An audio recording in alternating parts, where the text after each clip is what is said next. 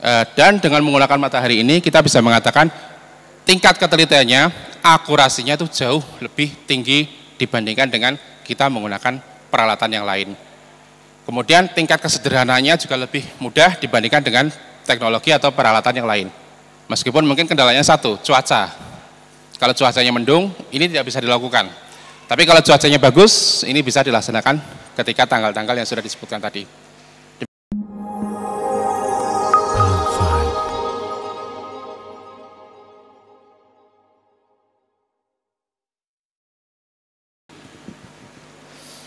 Bismillahirrahmanirrahim. Assalamualaikum warahmatullahi wabarakatuh. Bismillah, alhamdulillah, salatu wassalamu ala rasulillah wa ala alihi wa sahbihi wa mawalah, amma ba'dah. Yang kami hormati Ibu Nyai Hajah Zaimah Muslih, yang kami hormati Al-Mukarram Kiai Haji Nahari Muslih, yang kami hormati Bapak Insinyur Haji Yusai Thayyib, Master of Science Engineering, yang kami hormati narasumber kita Ustadz Al-Mukarram Muhammad Ma'rufin Sudibyo MSI, yang kami hormati Al-Ustadz Abdul Ghafur MPDI, yang kami hormati Al-Ustadz Mahasin MPDI, dan hadirin jamaah kajian fikih falak dan diklat falak yang berbahagia. Alhamdulillah, pada kesempatan siang hari ini kita masih diberikan kesempatan, kenikmatan untuk bersama-sama menambah wawasan keilmuan kita, untuk bersama-sama belajar tentang apa itu ilmu falak dan bagaimana kaitannya ilmu falak bisa berimplikasi dalam kehidupan kesehari-harian kita. Bapak-bapak, ibu-ibu hadirin yang berbahagia, sebagai pengantar, kita mungkin dalam bermasyarakat beberapa tahun ini sempat terjadi hal yang unik. Hal tersebut adalah ketika waktu itu matahari yang kabarnya berposisi persis di atas Ka'bah, kemudian orang-orang di Indonesia ramai meluruskan arah kiblat. Jadi sempat masih ada juga di musola-musola, masjid-masjid terdekat kita yang garis softnya tidak lurus dengan tembok paling depan. Mungkin bapak-bapak, ibu-ibu masih menjumpai akhir-akhir ini. Jadi pertanyaannya sebenarnya gimana sih penentuan arah kiblat itu? Dan bagaimana kok sampai beribadah itu harus menghadap kiblat, itu gimana? Terus selanjutnya ada juga kasus-kasus lain dalam masyarakat ini di mana alhamdulillah akhir-akhir ini udah jarang berantem ya Bapak-bapak, Ibu-ibu. Kita tuh sering berbeda dalam penentuan awal Hijriah, awal bulan-bulan Hijriah. Kadang untuk penentuan Ramadan misalnya kita belum puasa, tetangga kita sudah ada yang puasa. Giliran kita belum lebaran, tetangga kita sudah lebaran. Nah, bagaimana hal itu bisa terjadi? Nah, itu mungkin topik-topik yang menurut kita ya udah sih mau ngapain, udah ada yang ngurusin gitu kan. Tapi kita sebagai seorang muslim wajib tahu hal-hal seperti itu, karena siapa yang tahu kelak kita akan berposisi sebagai orang yang keputusannya diikuti oleh seluruh masyarakat. Dalam hal ini contohnya masyarakat terkecil, keluarga kita. Bayangkan seandainya ada yang bertanya, anak-anak kita, keluarga kita, Pak, Bu, teman-teman saya di sekolah udah puasa, kita kok belum? Nah, bagaimana jawaban kita? Pak, Bu, itu di sana kok kiblatnya madhep utara, kita kok madhepnya agak ke selatan, kita madhepnya agak ke timur. Pertanyaan-pertanyaan seperti itulah yang menarik untuk dikaji pada kesempatan pagi hari ini. Jadi saya selaku moderator mohon izin untuk memandu jalannya seminar dan diskusi pada kesempatan kali ini. Nanti untuk jawaban-jawaban dari pertanyaan-pertanyaan kita yang menggantung selama ini insya Allah akan terjawab secara tuntas dan lunas semoga ya Ustadz. Jadi kita tunggu bersama-sama bagaimana pemaparan Al-Ustadz Al-Mukarram Ma'rufin Sudibyo MSI. Semoga yang pertama dicatat sebagai amal sholih, yang kedua semoga menambah wawasan keilmuan kita sehingga kita bisa lebih bermanfaat bagi masyarakat yang ada di sekeliling kita. Demikian apa yang bisa saya sampaikan. Wallahul muwaffiq ila aqwamit thoriq. Assalamualaikum warahmatullahi wabarakatuh. Bismillahirrahmanirrahim. Assalamualaikum warahmatullahi wabarakatuh. Alhamdulillah, kalau tadi diminta untuk 3 kali salam, ini 1 kali salam sudah cukup. Oke, 3 in 1, betul Pak. Baik, alhamdulillahirabbil alamin wassalatu wassalamu ala asrofil anbiya wal mursalin sayyidina Muhammadin wa ala alihi washabihi wa barik wasallim. Rabbi shrah li sadri wa yassir li amri wahlul 'uqdatam min lisani yafqahu qawli. Yang pertama tentu kami haturkan puja dan puji syukur kehadirat Allah Subhanahu wa taala yang telah melimpahkan segala nikmat, karunia kepada kita semua sehingga dapat berkumpul dalam majelis ini dalam kondisi yang sehat walafiat. Sehat ya Bu? Sehat nggih Pak? Oke, sehat semua alhamdulillah. Sehat walafiat, tidak kurang suatu apa. Oke. Yang kedua, selalu salawat serta salam senantiasa kita haturkan kepada junjungan kita, umat terbaik Rasulullah Muhammad SAW.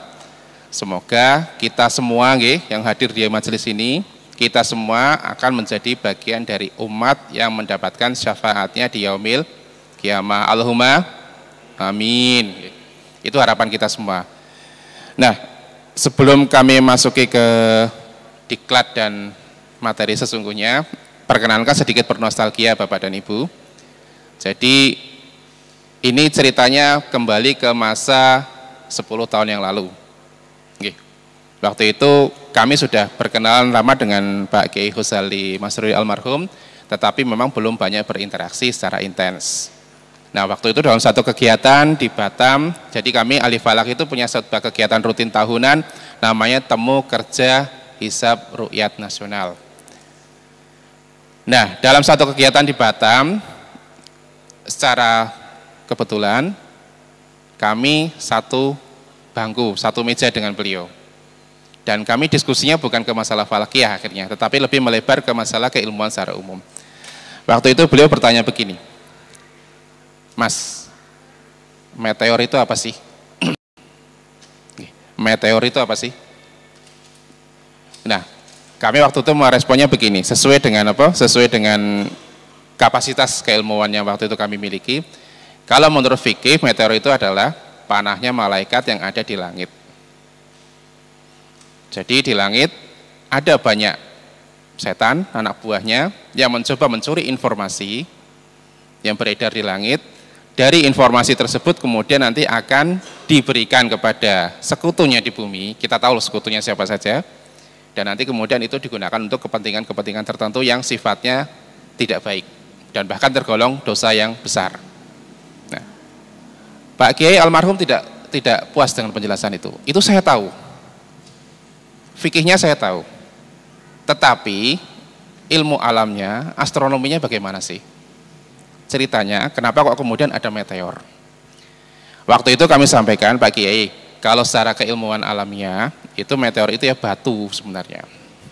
Mungkin seukuran ini, mungkin juga seukuran ini, bahkan mungkin lebih kecil lagi, tetapi dengan ketentuan-ketentuan yang diatur secara ilahiyah, kemudian batu itu memasuki ke atmosfer bumi sehingga terpanaskan, panas sekali bahkan sampai lebih panas daripada besi dan kemudian sampai berpijar untuk kemudian menguap habis. Ceritanya seperti itu. Tetapi meteor itu tidak hanya sekedar lewat.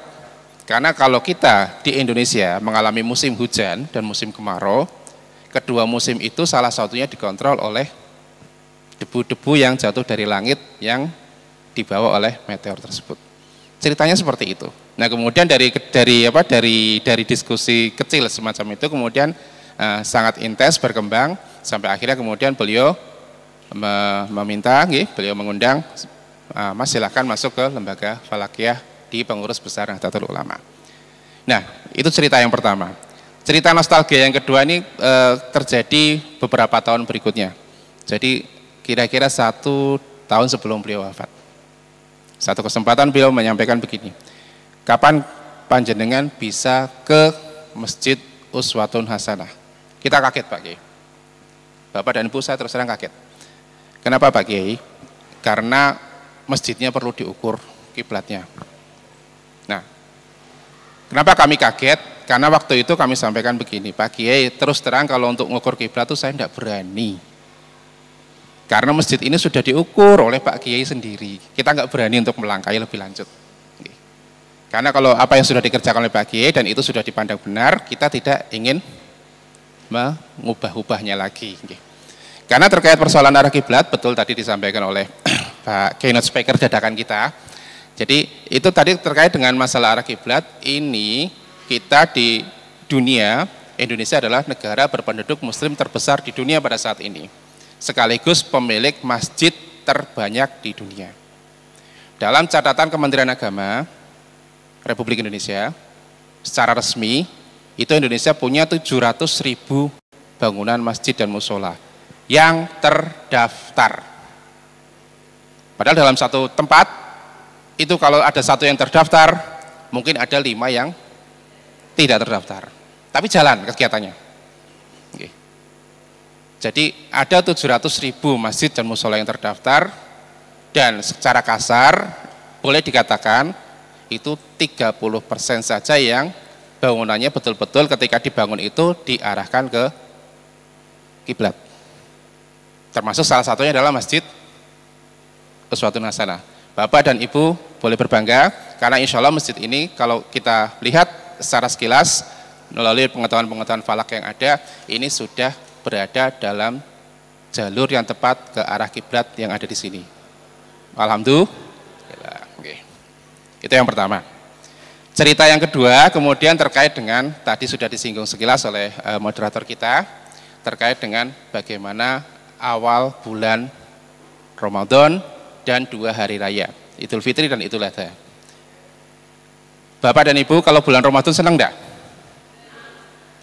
Kalau saya terus terang senang karena makanannya jadi lebih variatif. Kalau anak-anak saya senang karena begitu bisa selesai puasa 1 hari itu sudah langsung lagi, Bapak ini nanti hadiahnya apa kira-kira? Boleh dikumpulkan enggak selama 1 bulan itu? Jadi nanti di akhir bulan kita ngitung 30 kali dengan sekian gitu. Nah, itu gambarannya. Nah, ini rasa senang ini ternyata memang dijumpai juga di Indonesia sebagai negara berpenduduk muslim terbesar di dunia. Kenapa demikian? Karena hanya disinilah kita menjumpai ibadah puasa Ramadan itu bukan sekedar ibadah. Ini ibu-ibu yang lebih paham. Ibu-ibu kalau bulan puasa pengeluarannya lebih banyak atau lebih sedikit? Okay. Beli bajunya di bulan Ramadan atau di bulan lain? Bukan cuma baju ibu ya, pasti baju bapak dan baju anak-anak juga. Ini betul. Okay. Sama bapak-bapak juga, pengeluarannya kalau di bulan Ramadan lebih banyak atau lebih sedikit? Banyak, betul. Tapi kita nggak merasa bagaimana begitu, gitu. Karena kita menyambut sebuah bulan yang suci. Dan ini yang kemudian menjadi sebuah tolak ukur di Indonesia ini, bahwa di bulan puasa itu bukan hanya sekedar ibadah, tapi juga dimensinya sangat luas. Satu hal yang kemudian harus kita garis bawahi bersama-sama, dari 87% penduduk Indonesia yang beragama Islam, 64% diantaranya itu menentukan awal Ramadan dan hari rayanya dengan berdasarkan pada ru'yah hilal. 64% dari Muslim Indonesia. Nah, ini jadi menarik. Kenapa? Karena kalau kita kemudian konversikan ke dalam angka, kita akan mendapati 64% dari Muslim Indonesia itu sama dengan 145 juta jiwa. Bayangkan Bapak dan Ibu, 145 juta dan jiwa manusia itu menyandarkan ketentuan ibadahnya pada proses ru'yatul hilal. Padahal kami di PBNU, di Lembaga Falakiyah, itu kalau kita menerima data, paparan data, itu warga Nahdlatul Ulama, atau kita menyebutnya Nahdiyin, itu hanya hanya 90 juta Bapak dan Ibu. Jadi yang ikut ru'yah hilal itu jauh lebih banyak daripada warga NU. Dan ini yang kemudian menjadi salah satu titik fundamental bahwa pelaksanaan ru'yah hilal, bahwa pemahaman ru'yah hilal itu bukan hanya milik warga NU semata, tapi ini milik umat Islam secara keseluruhan.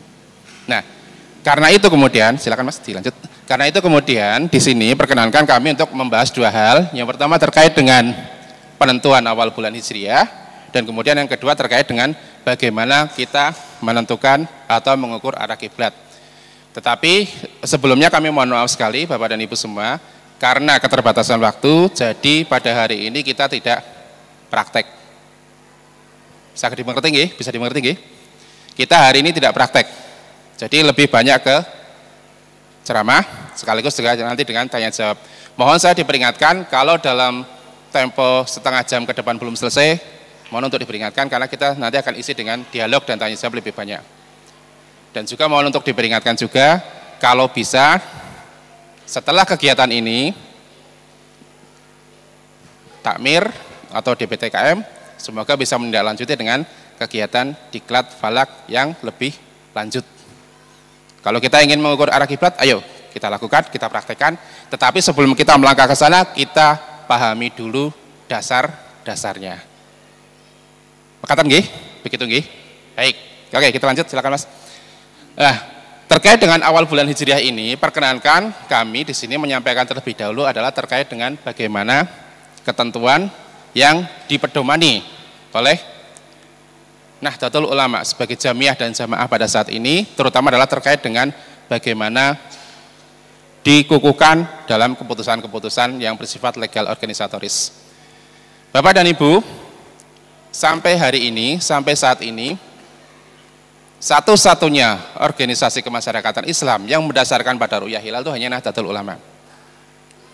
Tetapi itu dipedomani oleh tadi saya katakan 145 juta jiwa. Dan ru'yah hilal yang dilakukan oleh Nahdlatul Ulama yang dalam hal ini dikelola oleh Lembaga Falakiyah itu dilaksanakan setiap bulan Bapak dan Ibu. Jadi tidak hanya pada 3 bulan penting, tidak hanya pada Ramadan, tidak hanya pada Syawal, tidak hanya pada Zulhijjah, tetapi di 12 bulan berturut-turut kita melaksanakannya. Nah, ada landasan fikih yang kalau di makalah atau di materi yang kemungkinan sudah Bapak dan Ibu terima, itu disajikan di sana secara komplit. Tapi di sini mohon perkenan kami untuk menyebutkannya secara sekilas saja, bahwa landasan-landasan fikih itu dirumuskan dalam 4-5 pertemuan yang berbeda. Dan itu bersifat pertemuan tertinggi di dalam Jamiah Nahdlatul Ulama. Ada Musyawarah Nasional Alim Ulama dan juga ada di Muktamar. Nah, bagaimana kemudian wujudnya? Silakan Mas, dilanjut Mas. Nah, bagaimana kemudian wujudnya? Kemudian nanti wujudnya kita ada yang menyebut sebagai kriteria Bapak dan Ibu. Saya perlu mengambil catatan kembali bahwa di sini mohon untuk diperhatikan bersama. Tahun depan 2023 bertepatan dengan 1444 Hijriah, kita insya Allah akan mengalami Idul Fitri yang berbeda kembali. Dan juga akan mengalami Idul Adha yang berbeda kembali. Dan ini di sini kita perlu menggali kenapa perbedaan itu bisa muncul. Nah, ya. Kalau terkait dengan masalah kebijakan itu masalah lain, tapi yang di sini perlu kita pahami adalah bagaimana perbedaan itu bisa muncul. Silakan lanjut Mas. Di Lampung tahun 2021 kami menyelenggarakan muktamar dan di sana ada keputusan-keputusan terkait dengan bagaimana cara NU menyelenggarakan penentuan waktu ibadah. Walaupun keputusan ini bersifat memperkuat apa yang sudah diputuskan dalam pertemuan-pertemuan sebelumnya. Yang pertama adalah terkait dengan infak ru'yah, kemudian yang kedua adalah terkait dengan bagaimana kalau orang meru'yah hilal tapi hilalnya ada di bawah ufuk, dan kemudian yang ketiga adalah terkait dengan bagaimana kalau hilalnya terlalu tinggi sehingga nanti berpeluang terjadi kondisi 28 hari dalam 1 bulan Hijriah. Nah, ini uraian detailnya ada. Bapak dan Ibu nanti juga bisa memperoleh presentasi ini. Kami mohon presentasi ini jangan dicetak, karena di sana ada animasi sehingga nanti kalau kita cetak itu gambarnya jadi hilang. Jadi bisa dibuka di komputer, bisa dibuka di gawe pintar yang lain, tetapi mohon untuk tidak dicetak. Karena yang versi cetak sudah ada dalam bentuk makalah. Silakan bisa dilanjut, Mas. Nah, kira-kira gambarannya begini, Bapak dan Ibu. Kita kalau melihat ke barat, setelah istima, kira-kira langitnya seperti ini. Silakan. Nah, di sini kemudian ada garis ufuk, garis yang merah ini. Nah, kemudian di atasnya ini ada garis samar yang sebenarnya tidak ada, tapi kita tentukan sendiri, yang nanti itu kita sebut sebagai batas imkan. Kemudian yang paling atas, yang garis putus-putus ini kita sebut sebagai batas nafiul istikmal atau batas qat'i. Silakan Mas, lanjut. Nah, ini ufuk. Ufuk adalah pertemuan antara langit dengan bumi yang kita lihat. Biasanya kita melihat itu ada di lautan, Bapak dan Ibu. Yang paling mudah diidentifikasi itu di lautan. Ketika kita ke pantai, melihat ke arah barat atau melihat ke arah selatan, itu kemudian ada di mana langit yang biru dengan lautan yang warnanya juga kebiruan itu seolah-olah bertemu di satu tempat. Nah, itu yang disebut sebagai ufuk. Atau dalam bahasa lainnya itu horizon. Atau dalam bahasa kami di dunia jurnalistik itu namanya kaki langit. Semuanya maknanya sama, pertemuan antara langit dengan bumi.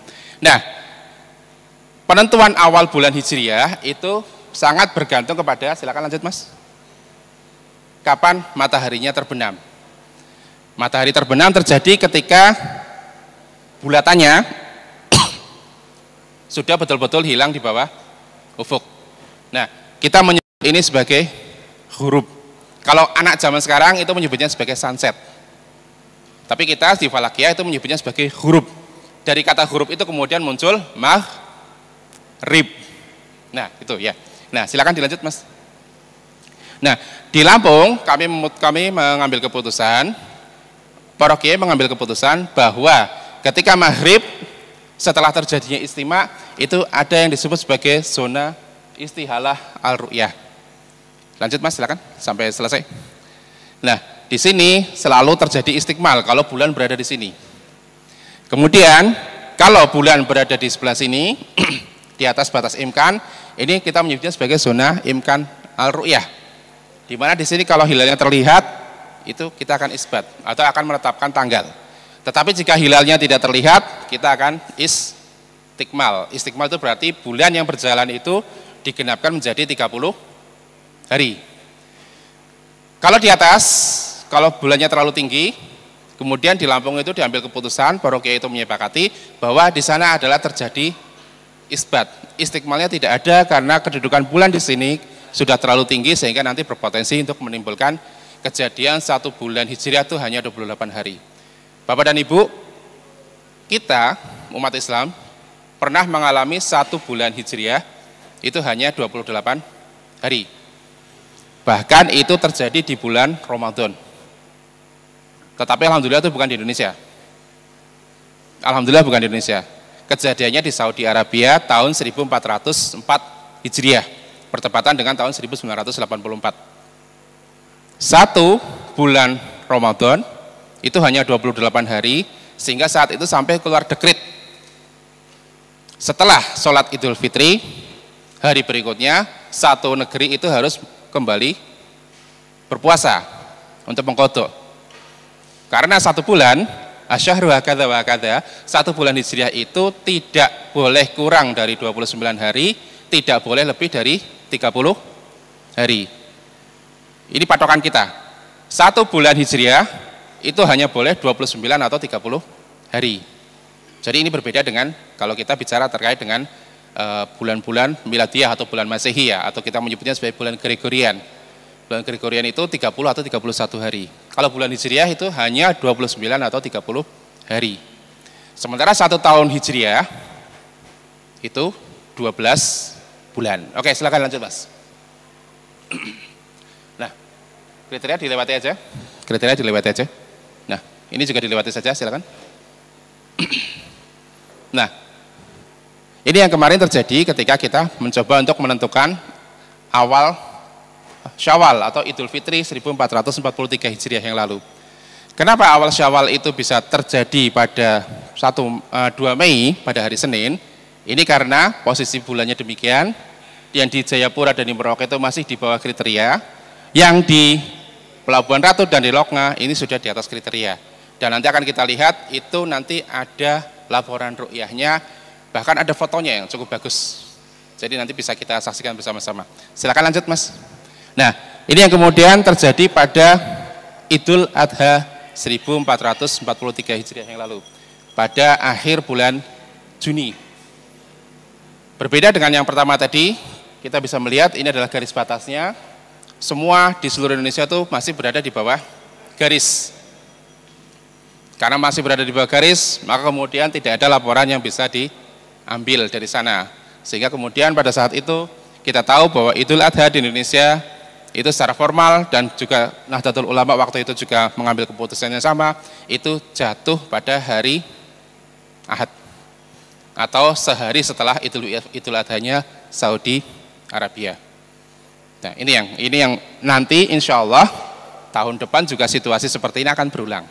Jadi ini kenapa kemudian tadi kami sampaikan, kita perlu tahu dasarnya kenapa kemudian terjadi perbedaan, karena salah satunya adalah terkait dengan posisi bulan seperti ini ketika berlangsungnya ru'yah hilal pada tanggal 29 Hijriah. Silakan lanjut Mas. Nah, tapi sebelum kita melangkah ke sana, sebelum kita melangkah lebih jauh, kita bisa melihat dulu siklus fase bulan. Fase bulan ini adalah wajahnya bulan, Bapak dan Ibu.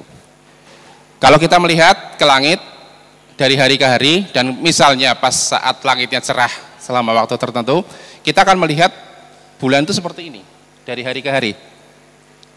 Kita mulai dari awal. Ini pada saat sore setelah istima. Ini kemudian berkembang sampai ke purnama. Kemudian kita kalau melihat ke pagi hari itu akan makin mengecil, kemudian menjadi bentuk sabit lagi. Ini seperti ini, berulang-ulang. Nah, karena itulah kemudian peradaban umat manusia itu dalam sejarahnya itu awal mulanya adalah menggunakan perubahan fase bulan atau perubahan wajah bulan seperti ini untuk dijadikan kalender. Jadi kalau kita pergi kemanapun, baik itu ke Sumeria, baik itu ke Babilonia, baik itu ke Mesir zaman para Fir'aun, baik itu ke Eropa zaman sebelum Romawi, itu semuanya menggunakan kalender bulan. Sama dengan kita menggunakan kalender Hijriah ini. Nah, kenapa kalender ini digunakan? Karena mudah sekali dikenali.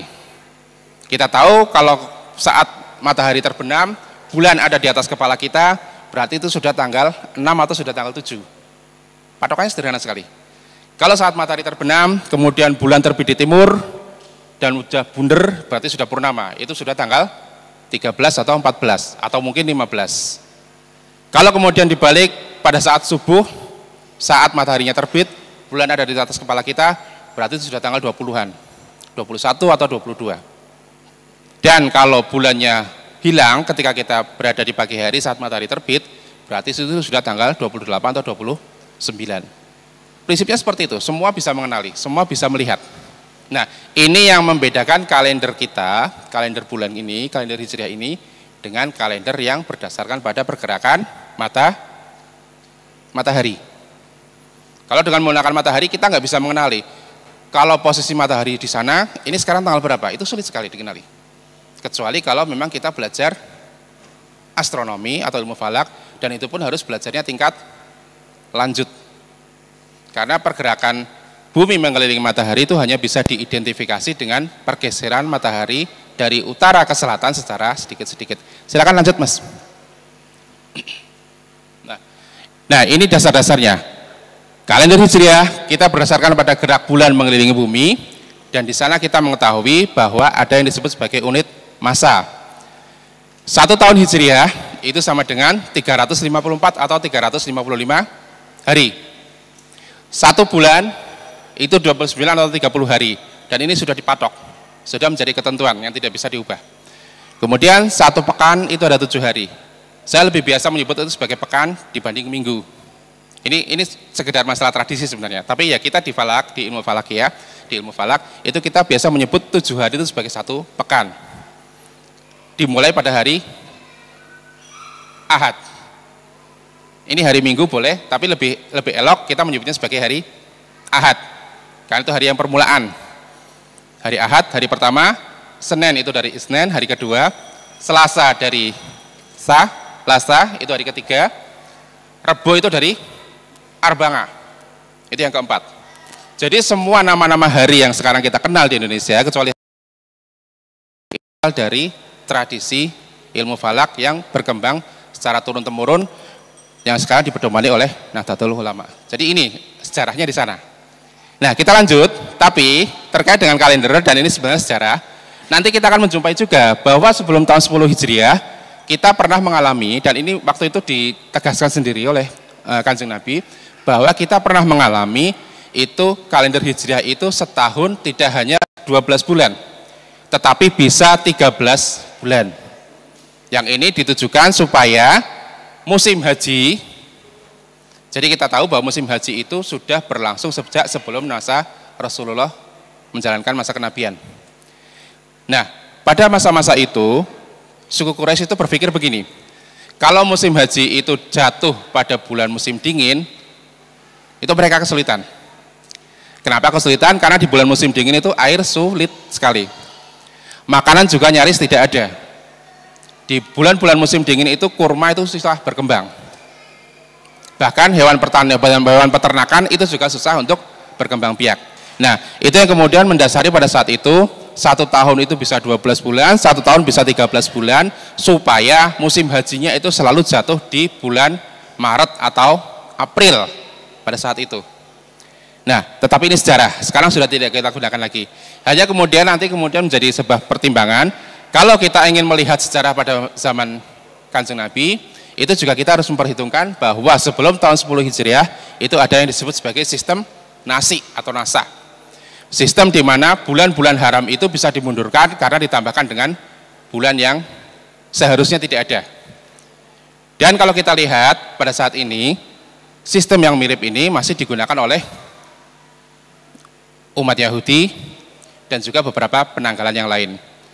Penanggalan Hijriah itu adalah satu-satunya penanggalan yang tidak menggunakan sistem ini. Silakan lanjut, Mas. Nah, ini adalah perbandingan saja.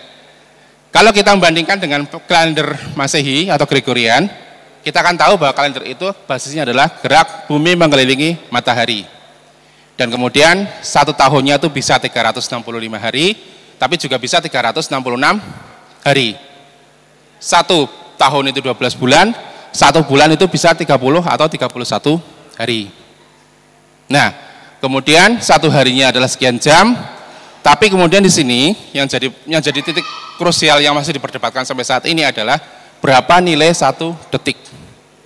Jadi akan kita lihat lebih lanjut, silakan Mas, dilanjutkan. Akan kita lihat lebih lanjut. Silakan lanjut. Lanjut lagi. Bahwa ternyata kalender yang biasa kita gunakan pun itu punya masalah-masalah yang sebenarnya relatif sama.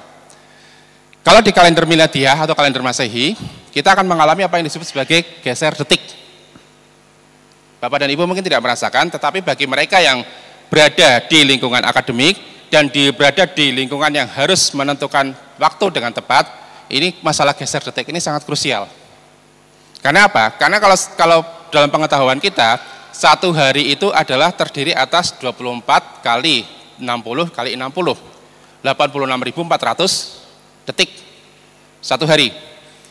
Tetapi sebenarnya dalam kalender Masehi, 1 hari itu bisa 86.401 detik. Selisih 1 detik. Bisa juga 86.399 detik atau kurang dari 1 detik. Nah, selisih yang hanya 1 detik ini, kalau kemudian kita masuk ke sektor teknologi informasi, kita tahu bahwa sekarang itu internet itu luar biasa sekali, itu akan menyebabkan banyak sistem yang itu kemudian crash. Crash itu berarti dia berhenti bekerja. Baik itu website, baik itu terkait dengan indeks saham, baik itu terkait dengan fasilitas-fasilitas penjualan dan lainnya, sehingga itu bisa menghasilkan kerugian-kerugian yang sangat luar biasa. Pengalaman di tahun 2012 dan di tahun 2016, pergeseran 1 detik saja itu menyebabkan seluruh sektor itu mengalami kerugian sampai triliunan, Bu. Bukan cuma miliaran, tapi triliunan rupiah. Jadi ini kerugiannya luar biasa. Nah, sementara kalau kita bandingkan dengan kalender hijriah kita, silakan Mas. Itu kita juga punya masalah di yang namanya geser awal bulan. Geser awal bulan, ada yang menggunakan istiqmal, ada yang tidak menggunakan istiqmal. Nah, dampaknya kita mengalami perbedaan waktu ibadah. Kerugiannya berapa besar? Ini belum pernah dihitung, Bapak dan Ibu. Tapi kalau kita mengingat kejadian di tahun 2011, saat Idul Fitri diputuskan untuk mundur, ini banyak ibu-ibu yang mengeluh. Ketupatnya sudah terlanjur dimasak, ini bagaimana? Ngangetinya bagaimana? Ya. Pak Ketua DKM tadi juga sudah, Pak Ketua DPKTM tadi juga sudah menyampaikan, sempat ketika di tahun 70-an, tahun 80-an, itu karena Idul Fitri diputuskan datang pada hari itu dan datangnya terlambat informasinya, ini kemudian malam-malam harus motong ayam. Kalau saya waktu masa remaja ketika SMP, saya dari Kebumen Bu, Kebumen, Jawa Tengah, itu ketika SMP kita pernah mengalami bahwa jam 2 pagi itu dibangunkan untuk takbir dan bayar zakat. Karena waktu itu kemudian kebetulan Bapak sudah almarhum, jadi yang ditugasin untuk bayar zakat itu kami. Nah, jam 2 pagi. Jam 2 pagi dibangunkan untuk bayar zakat dan kemudian bantu ibu untuk potong ayam juga. Jadi potong ayam jam 3 subuh. Tuh. Ya. Nah, hal-hal semacam ini yang kalau kita hitung tingkat kerugiannya mungkin besar, tapi yang perlu kita garis bawahi bersama di sini adalah mohon jangan dibanding-bandingkan. Setiap kalender itu punya masalahnya masing-masing. Jadi mari kita pede dengan kalender hijriah kita, biarkan kalender yang lain itu punya urusannya sendiri. Karena kadang kita sering bandingkan, kok nggak bisa sih kalender hijriah itu seperti kalender sebelah, yang itu lebih mudah dioperasikan, lebih mudah digunakan, sehingga terkait dengan masalah ini kemudian lanjut tanpa kemudian harus ditindaklanjuti lebih lanjut. Baik, lanjut silakan Mas. Nah, ini terkait dengan ru'yah. Mungkin saya cepatkan saja bahwa ini kalau kita ru'yah kembali, ini ada ufuk, ini ada matahari dan ini ada rembulan. Yang ini perlu kita pahami bersama. Silakan Mas. Ya, silakan lanjut. Nah, silakan lanjut ya. Nah, ini yang disebut sebagai ufuk dan nanti mohon jangan kaget Bapak dan Ibu, itu dalam penjelasan yang diberikan dari Lembaga Falakiyah Nahdlatul Ulama, itu kita menggunakan apa yang disebut sebagai elongasi dari bulan ke matahari secara langsung dan apa yang disebut sebagai tinggi dari ufuk ke posisi bulan. Nah, ini garis atau gambar dasar yang kita gunakan untuk memahami awal bulan Hijriah. Silakan lanjut ya. Silakan lanjut. Silakan lanjut ya. Lanjut saja. Nah, ini adalah ketika penentuan Idul Fitri kemarin. Kenapa saya katakan di sini ada yang menarik? Karena kita berhasil merekam di Nusa Tenggara adanya hilal. Kalau bapak-bapak ingin melihat hilalnya itu seperti apa, itu di sini ada. Kelihatan nggak ada goresan? Kalau enggak nanti di file berarti ya. Nanti bisa dilihat di file, tapi di sini kelihatan sekali ada goresan. Itu hilalnya. Dan itu bisa direkam bukan hanya oleh mata, tetapi juga oleh instrumen. Bukan hanya di Indonesia, silakan lanjut Mas. Tapi juga oleh rekan-rekan kita yang ada di Malaysia.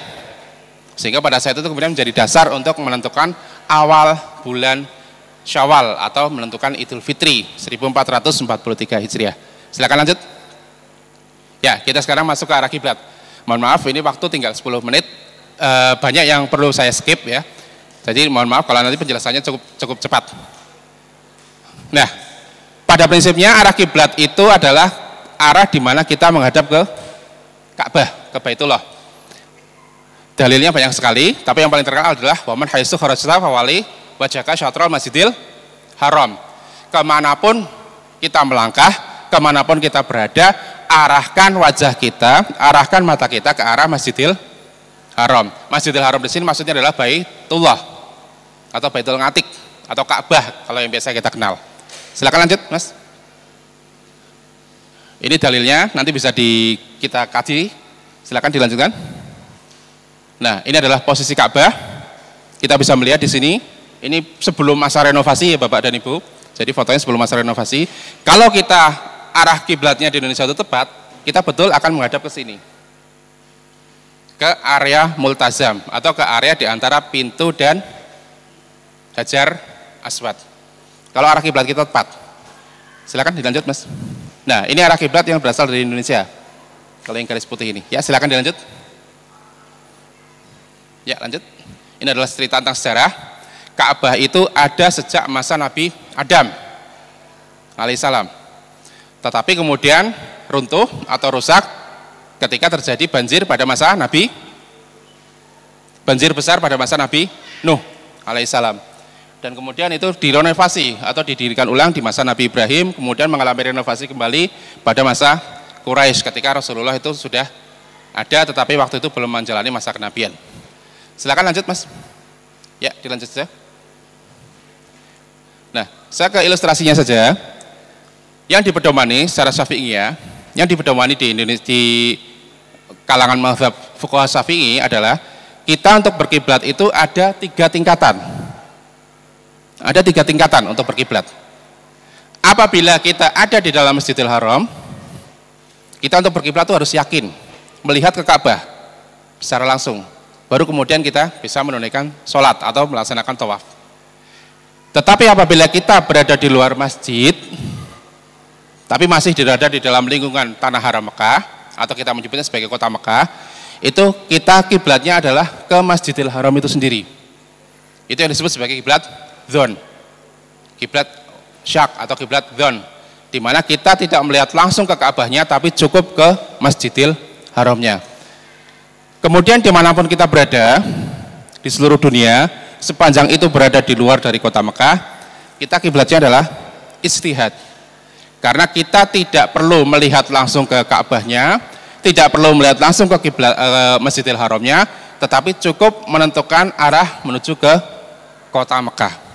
Nah, ini yang dipedomani di fuqaha Syafi'iyah dan kemudian dipedomani juga dalam kebijakan operasional dalam penentuan arah kiblat di Indonesia. Silakan lanjut, Mas. Nah, terkait dengan hukum menghadap ke kiblat, kita mengenal ada 3, paling tidak 3. Beberapa sumber itu menyebutnya ada 4, tapi kita menyebutnya di sini 3. Ada yang hukumnya wajib, itu ketika sholat, ketika tawaf, dan ketika memakamkan jenazah. Ada yang sifatnya sunnah, bahkan ada juga yang sifatnya makruh. Nah, yang makruh ini menarik. Bapak dan Ibu kalau membangun rumah atau menyiapkan kediaman, ini biasanya yang ditanyakan adalah toiletnya itu menghadap kemana. Sebab pernah terjadi kejadian, dan ini pernah kami alami sendiri, itu ketika satu panitia itu membangun masjid, masjidnya bagus sekali, menghadap ke kiblat, tetapi karena arsiteknya tidak memahami secara detail, akhirnya toiletnya ikut-ikutan menghadap kiblat. Jadi kalau kita melaksanakan kegiatan buang air kecil maupun besar itu otomatis menghadap ke kiblat, padahal itu dihukumi sebagai makruh. Silakan lanjut, Mas. Nah, satu hal yang juga perlu kita perhatikan di sini, dan ini sangat menarik bagi saya pribadi, ini adalah kita pernah mengalami situasi di mana kiblat itu berpindah. Bapak dan Ibu jika sudah pernah menunaikan ibadah haji atau umroh, ini kita akan tahu bahwa di utara Madinah itu ada yang namanya Masjid Kiblatain, Masjid 2 kiblat. Karena di sana terjadilah peristiwa arah kiblat itu berpindah. Dari yang semula menghadap ke Masjidil Aqsa, yang ini dipedomani sejak masa Nabi Ibrahim alaihissalam. Jadi dahulu sebelum hijrah, itu Nabi Muhammad SAW itu menghadapnya ke Masjidil Aqsa. Sampai 16 bulan setelah hijrah juga masih menghadap ke Masjidil Aqsa untuk melaksanakan ibadah sholat, dan ini sebagai kiblatnya. Tetapi ketika beliau berada di Masjid Kiblatain, kemudian turun ayat untuk menghadapkan ke Ka'bah atau ke Baitullah seperti yang kita kenal. Silakan lanjut, Mas. Dan ini menjadi hal yang menarik, sebab kenapa? Sebab dalam waktu sholat itu, jadi 2 rakaat pertama itu menghadap ke Masjidil Aqsa, 2 rakaat berikutnya itu menghadap ke masjid ke arah Baitullah. Dan ini harus muter sholatnya, Bapak dan Ibu. Sholatnya harus muter, tetapi itu dilaksanakan dengan baik sehingga tidak mengalami kesulitan-kesulitan dalam kaitan dengan perputaran tersebut. Silakan lanjut, Mas. Ya, lanjut. Ini adalah dalil-dalilnya. Ini konsep arah.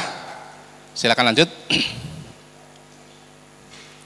Nah, konsep arah seperti yang tadi kita gambarkan bersama, ini yang terpenting adalah kita perlu melihat bumi sebagai bola, bumi sebagai benda yang bulat. Kemudian di sini kita butuh 3 titik. Pertama adalah titik Ka'bah itu di mana, kemudian yang kedua titik kutub utara itu di mana, dan yang ketiga kalau kita berada di sini di Bintaro, di Masjid Uswatun Hasanah, ini titik koordinatnya ada di mana. Kalau 3 titik itu sudah ditemukan, kita bisa menghitung arah kiblat dengan rumus-rumus yang sudah ada. Rumusnya tidak ingin saya paparkan di sini karena itu terlalu panjang. Tapi yang jelas prinsipnya itu seperti ini.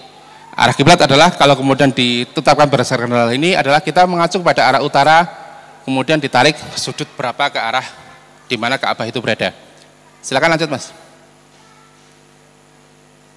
Nah, ini kita mencoba memperkenalkan pada aplikasi. Zaman sekarang ketika kita belajar falak itu tidak harus kemudian belajar secara klasik menghafalkan rumus, itu tidak, tapi ada banyak aplikasi yang membantu kita Bapak dan Ibu untuk mengenali arah kiblat kita. Saya ambil contoh misalnya di sini adalah Google Maps. Ini kita mencoba menarik garis dari Ka'bah menuju ke Masjid Uswatun Hasanah ini, dan bisa kita lihat bersama-sama ini masjidnya, ini garis ke Ka'bahnya. Secara sekilas kita bisa mengatakan masjidnya sudah pas, tetapi ini adalah gambaran dari atas atau gambaran satelit. Untuk bisa mengetahui apakah masjidnya sudah pas atau belum, ini kita harus mengukur betul-betul. Jadi ini sebagai visualisasi dasar bahwa bagaimana arah kiblat itu bisa ditetapkan dengan menggunakan aplikasi-aplikasi yang sederhana seperti ini. Silakan dilanjut, Mas. Nah, ini juga ada aplikasi yang lain, mungkin nanti dalam kesempatan berikutnya akan kita pelajari bersama-sama. Kami menyebutnya sebagai aplikasi Sun-Mount Calculator. Di sini kita bisa tahu kapan arah kiblat itu berada dan kapan jamnya terjadi, ketika matahari atau ketika benda lain yang lain itu berada di arah tersebut. Silakan lanjut, Mas. Nah, sekarang cara mengukur. Simpelnya, cara mengukur kiblat itu hanya satu. Pertama kita cari arah mata angin dulu, utara, selatan, timur, barat. Kemudian dari arah mata angin yang sudah ada, kita luruskan ke arah kiblat. Silakan lanjut, Mas. Nah, kita bisa menggunakan kompas, Bapak dan Ibu. Kita bisa menggunakan kompas. Di sini kompasnya di sini. Kemudian ini adalah garis pandu untuk utara selatannya. Di sini yang penting adalah bahwa kita setelah tahu arah kiblat, misalnya kita tahu arah kiblat yang ke sana, kita juga harus tahu garis sikunya, atau kita menyebutnya sebagai garis soft. Kenapa demikian? Karena ketika kita berdiri di sebuah garis soft, secara otomatis nanti kita akan menghadap ke kiblat. Ya, secara otomatis kita akan menghadap ke kiblat. Silakan lanjut, Mas. Nah, ini cara kita menggunakan kompas. Silakan lanjut. Nah, selain dengan menggunakan kompas, kita juga dianugerahi kesempatan untuk melaksanakan pengukuran arah kiblat dengan menggunakan bayangan matahari atau dengan menggunakan kedudukan matahari. Setiap tahun kita mengalami situasi di mana matahari ada di atas kiblat. Itu tiap akhir Mei dan tiap pertengahan bulan Juli. Setiap tahun juga kita mengalami situasi di mana matahari bisa di atas titik lawan atau titik sebaliknya dari kiblat. Itu berlangsung pada akhir November ini dan pertengahan Januari depan. Nah, silakan lanjut, Mas. Ya, silakan lanjut. Nah, kira-kira nanti kalau kita menggunakan matahari itu seperti ini. Mataharinya di mana? Kita kemudian menggunakan tongkat, atau lebih baik itu sebenarnya dengan menggunakan bandul, Bapak dan Ibu, sehingga nanti bayangannya bisa ditera, dan bayangannya itulah yang kemudian dijadikan sebagai patokan untuk arah kiblat. Kalau mataharinya di pagi hari, itu arah kiblatnya membelakangi matahari. Sementara kalau Mas, lanjut. Kalau mataharinya ada di sore hari, arah kiblatnya menghadap ke arah matahari. Ini prinsip-prinsip dasarnya seperti itu. Silakan lanjut. Nah, secara kebetulan, alhamdulillah, dalam kesempatan tahun ini, kami Lembaga Falakiyah, pengurus besar Nahdlatul Ulama, bisa mengirim utusan atau delegasi untuk mengukur arah kiblat secara langsung di kota suci Mekah. Tujuannya adalah untuk mengetahui apakah betul pada jam ini, pada tanggal 15 Juli kemarin, itu matahari memang betul-betul ada di atas kota Mekah, atau matahari betul-betul ada di atas kiblat. Dan ini terbukti. Jadi ketika kita mendirikan sebuah tongkat, ini tongkatnya di sini menggunakan spidol sederhana yang diletakkan di lantai yang datar. Pada jam yang dimaksud itu bayangannya betul-betul hilang. Kalau bayangan betul-betul hilang berarti mataharinya persis ada di atas Ka'bah.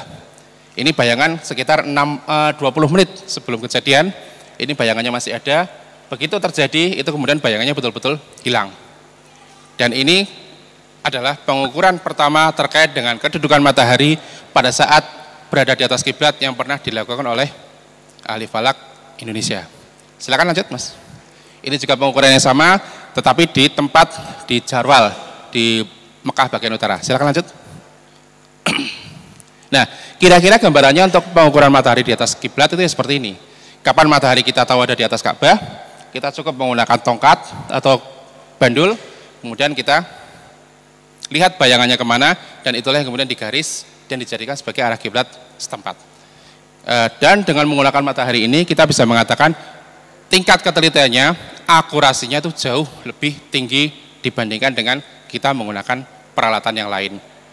Kemudian tingkat kesederhanaannya juga lebih mudah dibandingkan dengan teknologi atau peralatan yang lain. Meskipun mungkin kendalanya satu, cuaca. Kalau cuacanya mendung, ini tidak bisa dilakukan. Tapi kalau cuacanya bagus, ini bisa dilaksanakan ketika tanggal-tanggal yang sudah disebutkan tadi. Demikian yang dapat kami sampaikan, ini sudah lebih 5 menit dari kami, cukup sekian. Kita lanjut dengan sesi diskusi dan tanya jawab. Waktu kami kembalikan kepada moderator. Baik, terima kasih kepada Ustadz Muhammad Ma'arifin Sudibyo atas pemaparannya.